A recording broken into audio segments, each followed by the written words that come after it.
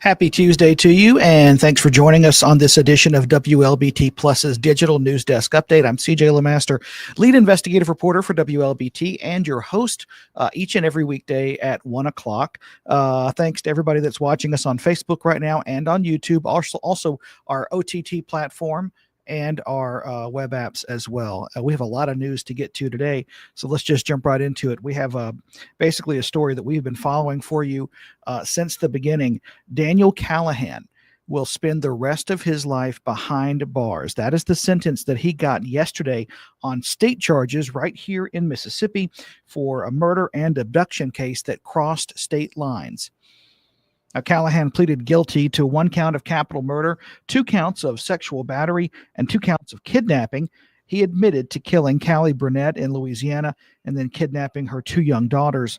He sexually assaulted the girls and later killed one of the 2 by suffocation. Callahan will not be eligible for parole. In court yesterday, we heard from Callie Burnett's sister. We are forever changed in the worst possible way because of you. You have no limits, no soul. You are a demon. One single day that is by that you are not sad, lost, angry, or sickened because of you. Both children were left in a ditch to rot with a mattress covering their bodies. No child anywhere in the civilized world, in the world at all, should face such a fate. Investigators say Callahan did not act alone. His then-girlfriend, Victoria Cox, is facing the same charges. Her trial date has not yet been set. Callahan is still awaiting sentencing on federal charges in Mississippi, November 19th. Well, today we are hearing from church congregations here in the metro after a tragedy in Michigan that we have been reporting, where 4 people were killed, 8 others injured, when a man opened fire during Sunday services.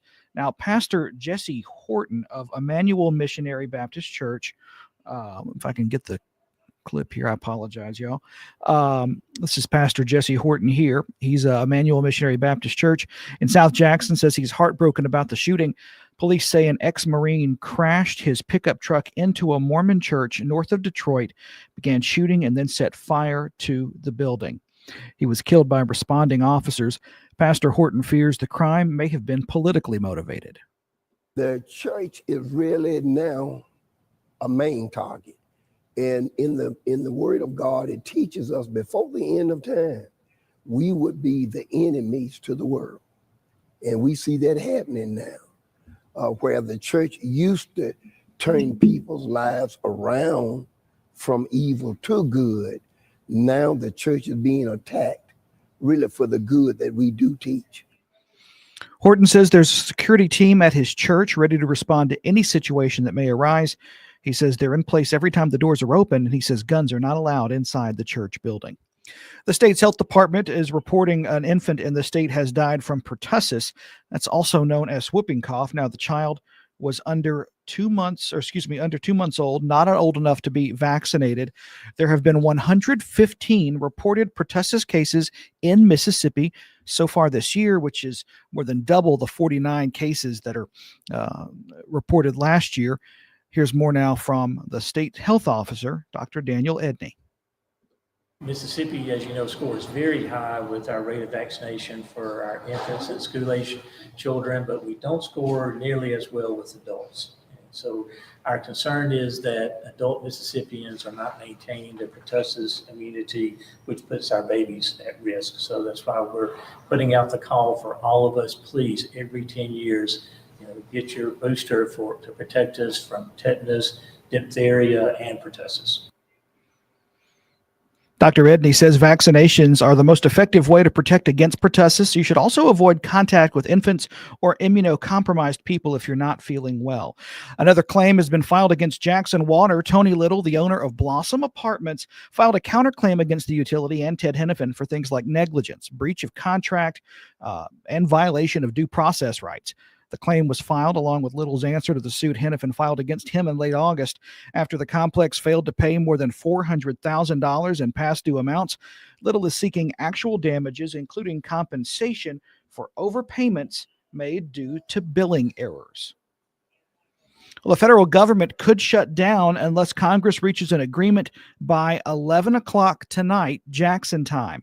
Sticking points remain, of course, with Democrats wanting to undo recent Medicaid cuts and preserve certain Obamacare subsidies. They also want to make it harder for the president to cut funds Congress has approved. For Americans, a shutdown might affect customer service, paperwork, food inspections, national parks, and more. Some experts warn that a government closure could also hurt the economy and postpone the release of important economic reports. One of our last stories that we have to get to today is a positive one, though. We always like to end on a positive note. The state fair kicks off in 2 days, and it'll be going on for the next week and a half, I believe. So one of the things that is kind of interesting about this time around is that you can actually go to the 2 Mississippi museums for free on certain days during the fair. Now, sponsors are making it possible for you to be able to visit those 2 Mississippi museums. The free dates are Friday, October 3rd, Friday, October 10th, and Saturday, October 11th. Now, these free days coincide with the Great American State Fair Initiative. That's a key part of the America 250 commemoration. The 2 Mississippi museums are also open Tuesday through Saturday, 9 a.m. to 5 p.m., and Sunday, 11 a.m. to 5 p.m. If you've not been, you really need to go. It's quite remarkable to be able to see that. Got a couple of people in here saying hello. Britt, happy Tuesday, everyone. Britt, we can always count on you to say hi. Hi to you as well. And Dolores Caring saying hello, everyone. Hey, Dolores, hope your day is going well. Also, we will have more weather ahead at 2:30. Our first alert weather team will be in here. But for now, I'm CJ LeMaster, your lead investigative reporter here at WLBT and your host for the Digital News Desk update. If you have any other comments or things, please share them in our Facebook live stream that's going on right now. But we will see you back here at 1 o'clock tomorrow. Before we go, here's a word from our sponsor, Jackson Water. From Jackson Water, is it okay to pour fats, oils, and greases down the drain if I run hot water? No! What if I run the garbage disposal? No! How about if I use dish soap at the same time? No! Instead, hang on to a few containers to store and toss old cooking fat and grease once you're done. Jackson Water. Water for all the time.